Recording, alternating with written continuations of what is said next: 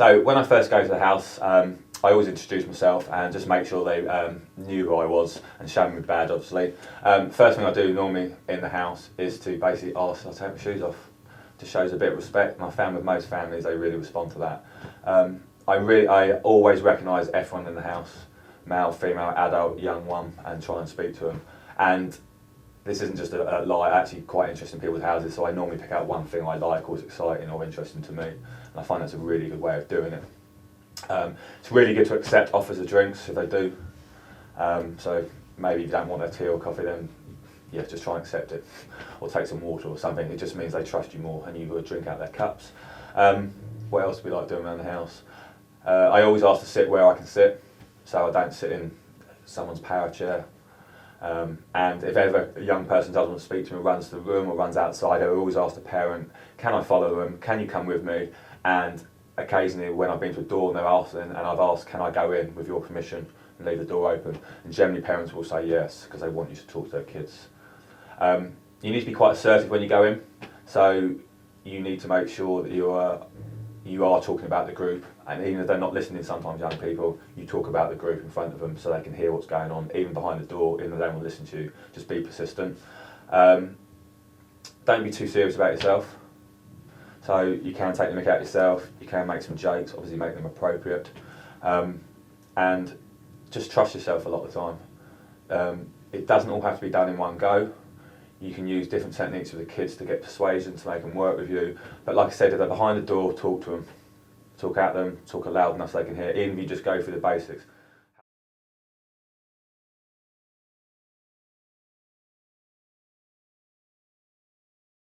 Hi Kate, how you doing today? Alright. Alright, good, that's good to hear. Thanks for having me around your house, your lovely house and your room. Do you know why I'm here?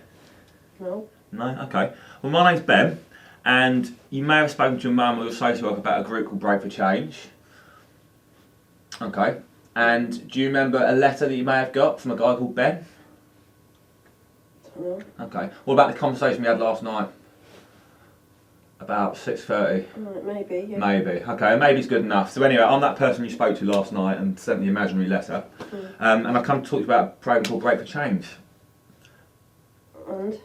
And well, just wondered whether you got some time to talk to me today just about the group, see how it might help you and your mum get on. Not really, no. Not really? Okay.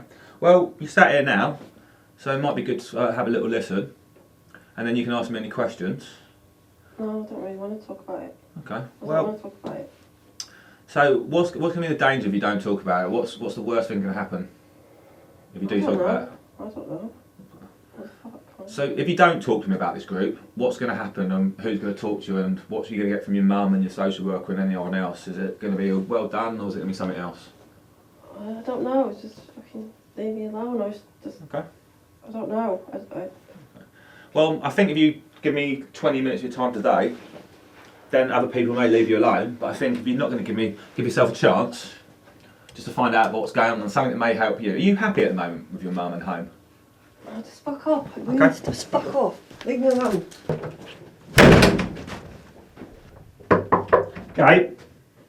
What? You alright now? Yeah. That's good to hear.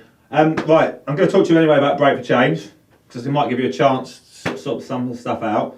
Have you ever been to a group before? What do you think a group's like? Horrible. Horrible? What's horrible for you? Apart from me being there. I don't necessarily want to talk about it in front of other people. Okay. Well, there's lots of other young people that come in. Well, there's not going to be lots of other young people. There's between 4 and 8 of you. And they're all in the same boat, that they don't like talking in front of each other. So you won't be the only one. Alright. How does that sound? Yeah, alright. Okay. How the group works is, there's going to be, like I said, 4 to 8 of you, and it's going to be mixed, so that means males and females. Are you happy with that? Yeah, yeah. Sorted. Okay, and there's also going to be 3 workers or 3 facilitators, but we're not teachers. And you'll be sitting around in a room on sofas and settees. You won't have to do hardly any writing apart from a few words, so all you have to do is answer questions. Have you ever answered a question before? Yeah, yeah. Okay, that's wicked. So you can actually, and you can sit down? Yeah. Okay, and can you get to places on time like you do with your sports club? Yeah. Okay, so I think you can actually manage a group Pretty well. Okay. Okay. So I'll talk about Brave for Change is basically a program about what we call child parent abuse, but it's actually about you improving your relationship with your family. Alright. Okay. And are you and your mum getting on at the moment? No. Okay, so this group may be home. So do you reckon you give me like 20 minutes more of your time, and then I can fuck off as you said? Alright. Okay, wicked. So, Brave for Change is going to be for 10 weeks on a Wednesday night, and it runs for 2.5 hours. And the first part is the group work. So that's the bit where you sit down, like you said you could do, on a nice little sofa, and we'll take you through a program. We then have a little break with some snacks. You got any favourite food or drink, apart from a meal?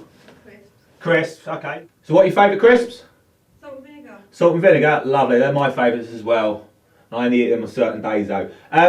So you sat down in the group on your sofa. You're with your 4 other 8 young people, and there's us for work. So we're going to take you through a program of looking about what abuse is, why you do it, what you get out of it, and then what we do, we change it a bit, and then we start giving you strategies to sort of help you improve your relationships. Alright. Alright. That sound a bit better? Yeah, it sounds alright. Okay. Well, the next bit's going to cheer up even more. Then we have a break. And during the break, you have a snack, and it's about 15 minutes. So we're getting some salt and vinegar crisps in every week. I'll make sure we have that. You got any favourite drinks? Just Coke. Coke. Okay, we'll see what we can do about the Coke. Sometimes we don't have enough money. After you've had a break, we do a creative session. Do you know what a creative session might be? No, not really. Okay. Well, I heard you're quite good at art at school. So the creative session is we do 3 bits. We have local rappers and hip hoppers and lyric writers from town. And they do a session with you about lyric writing. So you can either write your own lyrics or you can actually write down how you feel. For 2 weeks we have a guy come in who does art around the city, and he does 2 sessions with us. And we also have another guy that comes in, and you'll be able to make your own tunes. Have you ever made your own tunes? No, but it sounds good. Oh, it is really good, and you don't even need to play an instrument. So you can just like you ever done like fart sounds with your arms? Yeah, well, we can do stuff like that. After about a couple of weeks, you have a really fat tune, and then you put your own lyrics on top of it, and then you do some of your own artwork. Okay, that's Cool. Okay, Kate, just to summarise, you come in for the group, you sit down, we talk about what's going on, what you get out of it, and then we give you some strategies to change. You have a break, and then we do the creative session, which, like I said, is based on that. How does that sound to you? Do you reckon you might be up for doing that? Yeah, it's alright, I suppose. Okay, it's alright size. Well, that's a good start. What we need to do though, we can either do that now or I can come back on another day, but we need to go through, I know it sounds really bad, but we have to do these assessments, and the assessments are really important because without knowing, we can't get any more money to run the groups to help other people, so you're actually going to help other young people and families in the city. Okay, when do you think you want to do this assessment within? I'll make it really easy for you because I'm a bit dyslexic as well, so it takes me a bit of time, and you won't have to do any writing really with it. I reckon you can do it, okay. What do you think? Yeah, right, maybe, yeah. Maybe it's good enough for me. Okay, so what we're going to do is now, I'm going to give you a couple of minutes, and then I'll let you come down and see me. And maybe get a cup of tea on the go. Right. Sorted. I'll see you in a bit, Kate.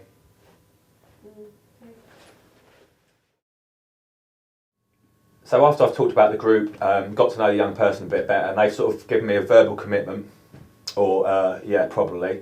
I then will ask them to see whether they'd be willing to do an assessment with me. Don't be scared of the assessment, although it is quite lengthy, and there's different ways of doing it. Always be prepared. I always take blank paper with me, and sometimes bigger sheets. The idea of this is just so you can start drawing the family with a young person in relation to how they feel about family members. And if you do it diagraphically, they start quite quickly with young people. And then what you need to have in your head is initially areas of abuse. So emotional, financial and physical forms of abuse. We're also trying to find out as well what the worst incident is. But just to warn you, it's always the hardest question for young people. They sort of go around it or minimise it. But again, that's part of the abuse and gives you a pattern of behaviour beforehand. The other thing for the assessment for me is even if they don't answer things, their responses can still indicate the level of abuse in the house or some of their values and beliefs behind their behaviour, which again is actually more important sometimes than the actual physical recording of stuff. It means I can go back to the group and we can talk about whether the group's suitable for this young person. I try and tell the young people why we're doing it is to get a snapshot of what's going on, to see whether actually they need to go in the group is the best way to say it to them. And then obviously later on as a professional you can then compare things at the end of the group when you do another questionnaire with them. If the young people are finding it really difficult to engage with the questionnaire, have breaks, if you can, break it up for them, and just be ready to do things in different ways. So sometimes I may use a picture diagram of a family, sometimes I just have a tick box. With the physical stuff, I act it out, so I might say, do you punt, spit, headbutt, kick, hold, just explain all the things, as it makes it a bit more alive. Same with the emotional stuff, sometimes you have to bring out words. If the kids say they're using a certain word, ask them to actually say it out loud, and then you can then have other conversations about how it feels, whether it's misogynistic and things like that.